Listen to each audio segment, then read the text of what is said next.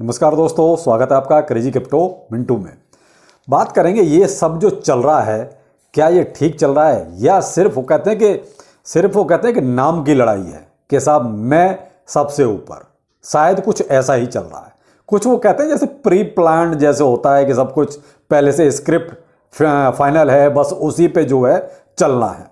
तो कुछ ऐसा ही लग रहा है। क्यों, थोड़ा सा इसको समझ के देखते हैं। देखिए, यहां बाइनेंस के केस में जो हुआ, 900 मिलियन स्टेबल कॉइन का एक वेल के द्वारा निकाल लेना, क्या छोटी बात है? नहीं, बहुत बड़ी बात है।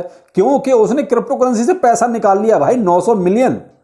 भाई स्टेबल कॉइन कोई आपका अपना कॉइन नहीं है, वो सर्कल का है। तो एक चीज बताइए, उसको एक तरह से निकाल लेना मतलब ये है बाइनेंस से कि उसने क्रिप्टो करेंसी से अपना पैसा निकाल लिया। कितना? 900 मिलियन। क्यों? क्योंकि कहीं ना कहीं शायद कोई गड़बड़ थी। यहीं पर एक दूसरा केस होता है, जस्टिन सन ट्रोन। खूब अच्छी तरह नाम सुना है सबने, पहचान की जरूरत नहीं है, पहले से ही फेमस आदमी है। उसने 100 मिलियन यूएसडी बाइनेंस में डिपॉजिट करे। क्यों करे? ये सब क्या था? एक स्क्रिप्ट थी। उधर 900 मिलियन वेल ने निकाला, इधर जस्टिन सन ने 100 मिलियन यूएसडी जमा किया। ये कब हुआ ये सब? जैसे ही सीजे बाइनेंस का ये ट्वीट आता है कि हम यूएसडीसी को पॉज कर रहे हैं, विड्रॉ रोक रहे हैं, तब ये सब कांड हुआ। और उसी टाइम पर ये कहीं ना कहीं 100 मिलियन का जमा करना ये दर्शाता है कि कहीं ना कहीं कोई लिक्विडिटी क्रंच है बाइनेंस के पास भी। कहीं ना कोई लिक्विडिटी की प्रॉब्लम थी, इसलिए ऐसा किया गया। कि बाइनेंस को भी कहीं ना कहीं ये लग रहा था कि अगर बाई चांस ये अगर प्रॉब्लम खड़ी हुई तो उसका कोई ना कोई बैकअप होना चाहिए। तो कहीं ना कहीं वो कहते हैं चलो अच्छी बात है कि उसके जो अपने पर्सनल संबंध है वो काम आए, कि भाई उसने जस्टिन सन को बोला होगा और उसने तुरंत जो है 100 मिलियन यूएसडीटी बाइनेंस में जमा किए। लेकिन ये किया गया कि नहीं हमने जमा किया नहीं, लेकिन वो प्लान कुछ और था। तो ये सब क्या है? सब चल रहा है। ये कहीं ना कहीं कुछ लोगों को लगता है जैसे कि ना बेनिफिट पहुंचाना। यहां एक आम यूजर फिर भी वहीं का वहीं रह गया, उसको कुछ हासिल नहीं हुआ। उसको तो केवल वो कहता है कि फंड फैला के पैनिक किया जा रहा है, पैनिक सेलिंग कराई जा रही है। और मुझे लगता है कि ये कुछ लोगों को, गिने चुने लोगों को फायदा पहुंचाया जा रहा है। यही सब चल रहा है। कहीं ना कहीं 100 मिलियन अगर वो नहीं जमा होता जस्टिन सन के द्वारा तो ये लगता रहा कि शायद वाकई में एक्चुअल ये सब चल रहा है, लेकिन ऐसा नहीं है। ये सब सोची समझी प्लानिंग है। दूसरा, यहां क्राकन के फाउंडर जो हैं वो ये कह रहे हैं जो बाइनेंस ने जितना भी ये अपना जो प्रूफ और रिजर्व दिया है ये टोटल फेक है, इसमें कुछ भी 1% सच्चाई नहीं है। इनको जो है अपने पूरे के पूरे ढंग से अपना जो ऑन चेन डाटा जो भी है जितना वो रखना चाहिए वो इनके पास नहीं है। ऐसा कुछ भी, ये केवल घुमा फिरा के टोपी इधर की उधर उधर की इधर रख रहे हैं।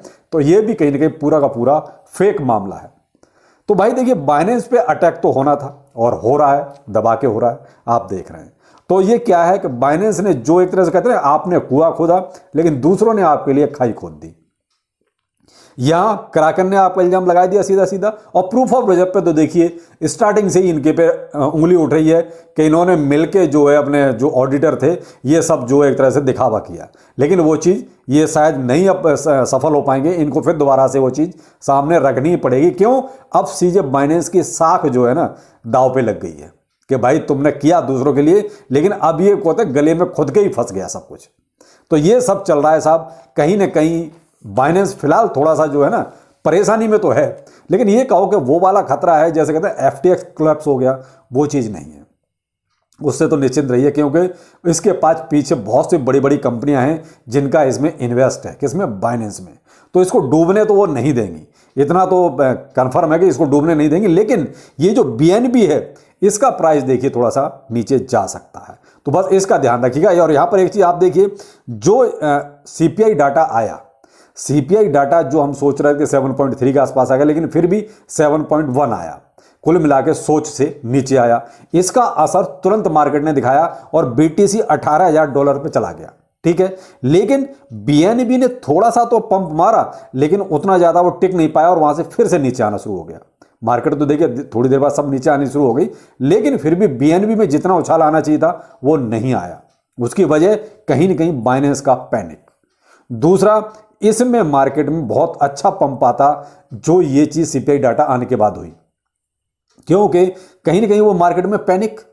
अगर ये पैनिक ना होता तो मुझे लगता है कि BTC 19,000 को भी क्रॉस कर जाता, इतना अच्छा पंप था, बिल्कुल होता। लेकिन कहीं ना कहीं ये जो बाइनेंस का जो फंड था ना, इसकी वजह से BTC जितना पंप करना चाहिए था उतना नहीं कर पाया।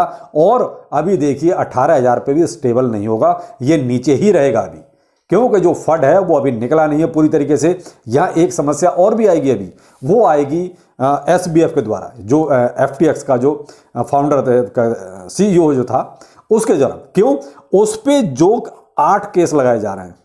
अब वो तो देखिए जेल में चला गया, अब वो जो जेल में गया है तो वो कहीं ना कहीं अब CJ बाइनेंस को फंसाएगा। और उसने कहीं ना कहीं ये स्टेटमेंट में दिया भी, जो टेस्ट मनी जो कांग्रेस के सामने उसको होना था, अपना एक तरह से ना अपनी सारी चीज़ें रखनी थी, एक वहाँ पर भी उसने जो टेस्ट मनी जो निकल के आ रही है उसकी, उसमें वो ये उसने सारे के सारे आरोप CJ पर लगाए हैं कि कहीं ना कहीं बाइनेंस को FTX टक्कर दे रहा था। तो FTX को हटाने के लिए बाइनेंस ने ये सब किया जो चीज़ हुई, यानी कि FTX का कोलैप्स। तो कहीं ना कहीं बाइनेंस के लिए भी समस्याएं देखिए धीरे धीरे बढ़ेंगी। तो अब देखिए कहीं ना कहीं वही आ जाती है कि आप कुछ करोगे तो दूसरे के शांति से बैठेंगे, वो भी कुछ ना कुछ तो करेंगे ना, बेशक कमजोरी सही, लेकिन हाथ पैर तो आदमी मारता ही है। तो वही सब हुआ है। और देखिए FTX का ही साथ ज़्यादा लोग दे रहे हैं जो दूसरे एक्सचेंज हैं। जैसे आप ये देख लिए क्रैकन, भाई उन्होंने सीधा सीधा इनके प्रूफ ऑफ रिजर्व पर इल्जाम लगा दिया कि भाई आपका सब फ्रॉड है, सब बकवास है, कुछ नहीं है। दूसरा, इससे पहले भी कई लोग इसको कह चुके हैं कि भाई आपका प्रूफ ऑफ रिजर्व वो नहीं है जो होना चाहिए। FTX तो सीधा सीधा बोल ही रहा है। दूसरा, USDC का देखिए यहाँ पर कहीं ना कहीं जो इन्होंने विड्रॉ रोका, वो कहीं ना कहीं इनकी अपनी अंदर की कमजोरी दिखाता है कि कहीं ना कोई प्रॉब्लम तो इनके अंदर है, जो ये छुपा रहे हैं। कौन? बाइनेंस और CJ बाइनेंस, तो ये कहीं ना कहीं छुपा रहे हैं। अब देखिए कब तक छुपाएंगे, धीरे धीरे ये चीज़ें निकल के आएंगी। तो यहाँ देखिए एक चीज़ वो तो मेंटेन हो गई कि साहब जो विड्रॉ इन्होंने रोका था USDC का, वो तो इन्होंने बाद में ट्वीट करके शाम के टाइम में बोल दिया कि भाई ठीक है, अब वो सब कुछ ऑनलाइन क्लियर है, कोई दिक्कत नहीं, आप विड्रॉ कर सकते हैं। तो देखिए बाइनेंस में मैंने तो कोई विड्रॉ किया नहीं है, एक्चुअली मैं कल शाम से ही थोड़ा सा बिजी था, इसलिए शाम का वीडियो भी नहीं दे पाया। और आप अगर किसी ने विड्रॉ किया है तो क्या एक बार कमेंट करके जरूर बताइएगा कि USDC का जो है एक तरह से विड्रॉ हो रहा है, कर सकते हैं, क्योंकि मैंने नहीं किया। लेकिन हाँ, उन्होंने बाइनेंस ने एक तरह से अपना ट्वीट डाल के ये चीज़ कर दी है कि अब ये सब कुछ नॉर्मल है, नो प्रॉब्लम, कोई दिक्कत नहीं है, आप विड्रॉ कर सकते हैं। तो प्लीज़ एक बार जो आप कमेंट सेक्शन में जरूर बताइए। लेकिन ये है कि देखिए यहाँ पर अभी ये कहो बाइनेंस की समस्याएं खत्म हो गई हैं, खत्म नहीं हुई हैं, अभी चलेंगी कुछ दिन। लेकिन यहाँ पर आपको केवल सतर्क रहना है, क्योंकि देखिए क्रिप्टो करेंसी मार्केट है, कभी भी कुछ भी हो जाता है, इसलिए आपको सतर्क तो हर हालत में रहना ही पड़ेगा। दूसरा देखिए, जो CPI डाटा आया उससे एक मार्केट में पॉजिटिविटी जरूर आ गई। बेशक अभी थोड़ा सा पंप डंप चलेगा, यहाँ वेल्स का गेम तो देखिए हमेशा चलता है। स्टॉक मार्केट ने एक अच्छा मूवमेंट दिखाया, S&P 500 ने अच्छा मूवमेंट दिखाया, तो कहीं ना कहीं वो मार्केट में पॉजिटिविटी थोड़ी सी आएगी। हर जगह के CPI डाटा देखिए अब धीरे धीरे कम ही आएंगे। दूसरा, जो थोड़ा सा 2023 का बता देगा रिसेशन, तो उसका और थोड़ा सा देखना पड़ेगा कि भाई क्या। लेकिन अगर इस तरीके से महंगाई अगर ये कम होती रहेगी ना, तो फिर रिसेशन का कोई ज़्यादा इम्पैक्ट नहीं आएगा। हमारे लिए सबसे बड़ी बात है कि यहाँ पर CPI डाटा का कम आना।